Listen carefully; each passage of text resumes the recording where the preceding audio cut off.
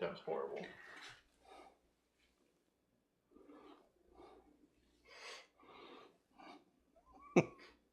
This is mine.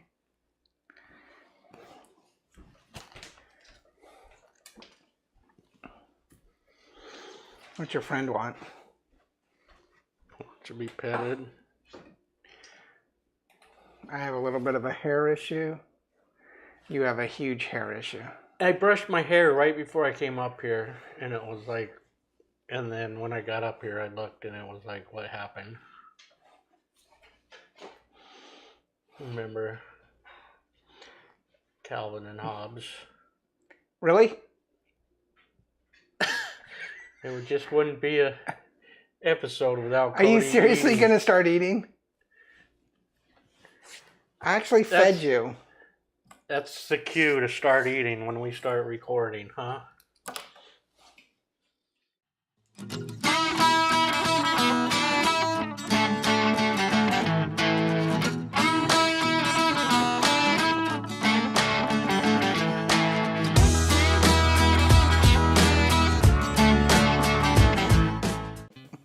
Go lay down. Go lay down, Tippy. Cheers. Welcome, everybody. How are you today? Good. So we're back with a new episode looking at a whiskey. So last few episodes, didn't we stray and kind of do an Irish and some scotches? And We did. The last episode was the Irish whiskey, and the episode before that was another. I can't remember. another alcohol. Yeah. So now we're looking at Jim Beam's, and this is the first, I don't know, real mainstream whiskey we've done in quite a while. Yeah. Most of what we're doing is not mainstream as far as bourbons or Tennessee whiskeys or anything like that. We've done some mainstream. That dog is killing me. Who? That one. Tippy? What? So we just started, Damn it, Tippy. and now the dog needs to go out. Yeah. Okay, we're back. Dog issues. So, like I was saying, this is the first mainstream that we've done in a while. I mean, we've done mainstream U.S. whiskeys and bourbons, but we've been kind of straying into more hard-to-find stuff or regionalized, craft distilled. Yeah. I don't even remember what the last one was. Scotches and Oh, I guess we did the 100th episode. yeah. We did the bullets. So we're looking at Jim Beam Devil's Cut. Devil's Cut. And so what Devil's Cut is they extract all the alcohol from the barrel after they pour it off. That's what it says. They extract it from the barrel. What does that exactly mean? And they take what's in the barrel Pour it out. and they fill up their bottles. And then when the barrel's left, and there's probably a bunch of stuff in there, sludge or whatever, they take that and they take all the barrels themselves and they just squeeze the wood and get the last of the alcohol out. So that's why it gets it a much darker. How do they squeeze the I wood? don't know. What? Ask Siri. They probably just dismantle the barrel and run it through like a press. Yeah, but they send the barrels over to Scotland. Probably not these barrels. Okay. I'm gonna have to do some research on that. You do that. It'll be your first research in 108 episodes. I didn't even know what we were doing today because. You say that all the time. Every episode. Well, I asked you. In fact, we have a shirt that says fabulous because that was your tagline. Now we just need to say, I don't know what we're doing today. Well, I asked you this morning and you said you didn't even know. Oh, I knew what we were doing today. I just didn't know the specifics because this is Cody's. Did you get that for Christmas, Cody? He's nodding yes. So yeah, so Cody has quite a few bottles down on his little pathetic mini refrigerator top bar. Because unlike... Refrigerator top anymore. Oh, you don't? It's an old bookcase. Oh, okay. Actually, I haven't been to your house in probably a month. No one ever visits. You have No, smelly I don't want dogs. people to visit because there's a dog that's ruining my house. Yeah, every time I come over, there's pee on the floor. Stupid dog. That's Cody. Or you when you wake up. Yeah, that's why you never come over anymore, is because you're not allowed to. You're a bad house guest.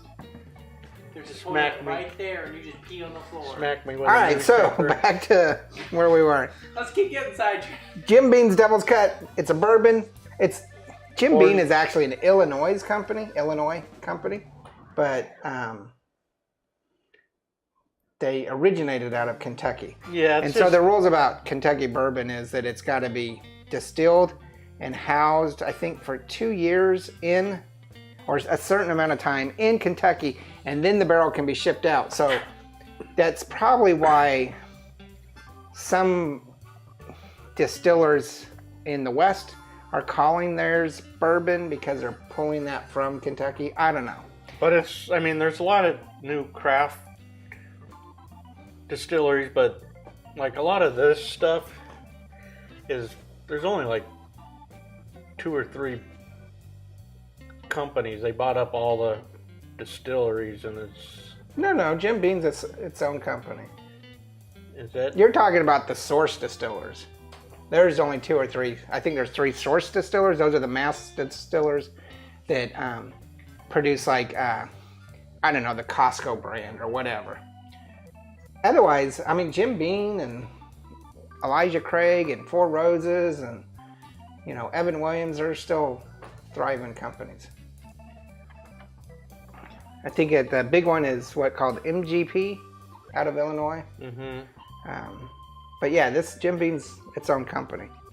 Been around for a long time, over 100 years.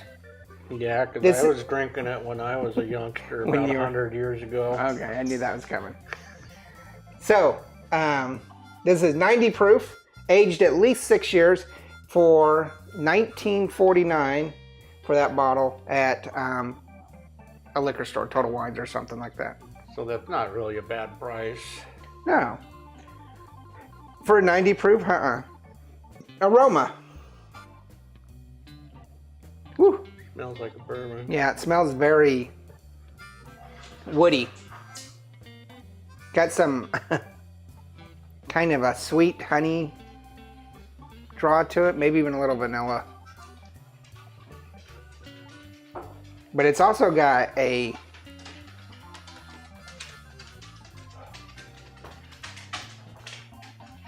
dogs. I know you guys heard that. You want a cameo? These dogs. It's got a very strong whiskey vibe to it. I can smell that alcohol. Yeah. I'm probably going to give this a 3 as a mild. It's teetering on a more aromatic, so a 3.5. Go ahead. Time out. So I'm going to give it a 3.5 or 3 because of that little bit of alcohol.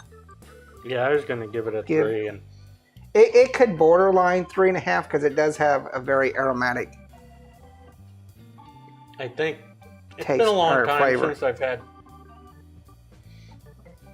just regular Jim Beam, but it seems like it'd be I had Jim Beam like a few weeks ago at a concert. yeah. Pretty sure it was watered and it had mango in it.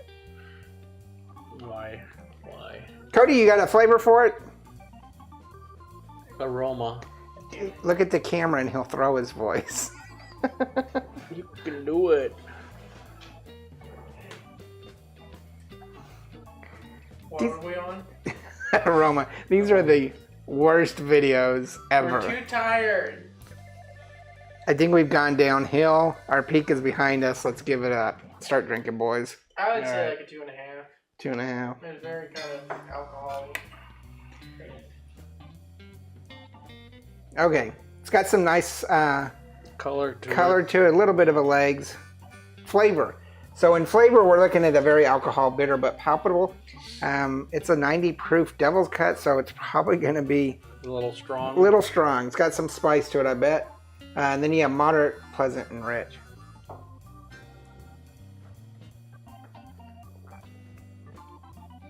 Little heat on the taste.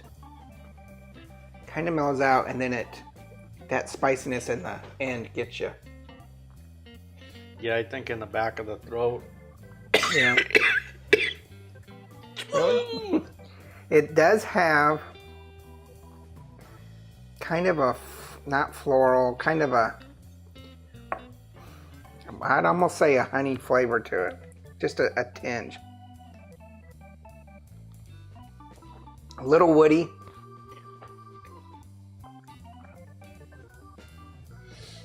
Yeah. Little woody there, and then some of that char. It's not bad, but I'd say a 3. yeah, I was gonna go with 2.5. Okay, I'm gonna go with a 3. I'll probably go with a 2.5 on bite because it does have that lingering. I'm still getting that lingering bite, but I don't put that as a flavor. I don't think it's bitter at all. I just think it's got some. No, I don't think some pepper, some heat to it. Yeah, I'm gonna give it a 2.5 on the bite too. And you, Cody? 2.5 on bite. Okay. So that's given us, and it's 1949, so that's a 4-barrel.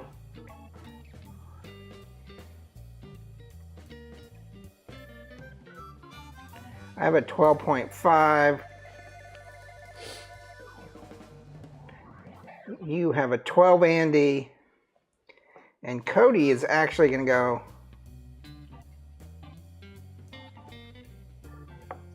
at 12. So it's a 3-barrel at a 4 rating, or at a 12 rating. And I want to go ahead and see if this mellows it. I'm going to try a little bit of water. Put a couple drops in mine too. Because I'm thinking, See, that just mellows the heat a little. We've tried a lot of stronger whiskeys and stuff like this, and this seems to be a little more harsher than, because a lot of times we're surprised how smooth it is for the percentage. So this is, the water definitely makes it a little bit more mellow, takes away some of the spice to it, and makes it a little more sweeter too. Yeah. That's not bad with the water in it. So I guess that's how I would drink it, with a few drops of water. Or out on the rocks, I think this would be. Maybe a single ice cube. I don't know that putting a stone in it would do anything. No, you'd want real ice. Yeah. Because you'd want that water to kind of. A single ice cube.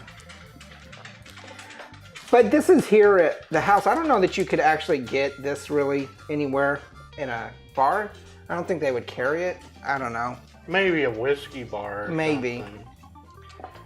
But then, knowing that it's only $20 for a fifth, are you willing to spend $6 or $7 for a pour of this? No. I'm not either. But if I was at a bar, I would definitely get something else, you know. But this is worth buying at $20. Yeah. If you want something stronger with some flavor to it, a little bit of heat, this is definitely worth it. I could definitely see myself buying this, because I don't think I'd just buy Jim Beam. I haven't drank it. I would only buy Jim Beam if I got back into some sort of mixer phase, like a 7-Up or a Coke. Well, I did do it. It was over at the folks' house, and they're gone. And they had 7-Up in the refrigerator, so I made myself a, what was it, Kentucky. Oh, okay. I was worried that you got into the old man's Jim Beam that's supposed to be unopened till the day he dies. No, he's got I don't want to die, so please don't do that. I don't know why he is doing that. It's just Jim Beam, but for some reason, nobody can touch that bottle until he dies, and we're supposed to drink it over his grave. It's the rye, Jim Beam rye. I know, but still, it's Jim Beam.